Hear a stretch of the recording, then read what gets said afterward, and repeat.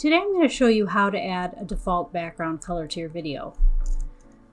So the first thing I'm going to do is just move these video tracks and the graphics just to a higher layer to free up my lower video layer.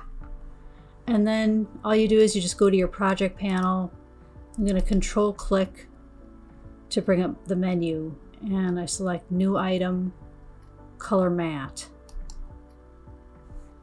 And then I just check the default because that'll match your video. Click OK, and then you can pick any color you want. Select, I'm going to say red, just so it's real obvious. And then you just drag this graphic to your lower layer.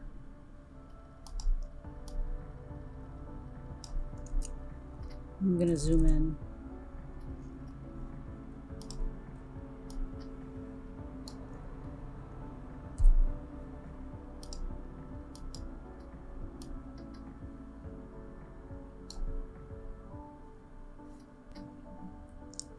And I added this red, so just to reveal it here. There it is. So that's my quick tip for today, how to add a graphic background layer to your video. Please subscribe, give me a thumbs up. Thank you for watching.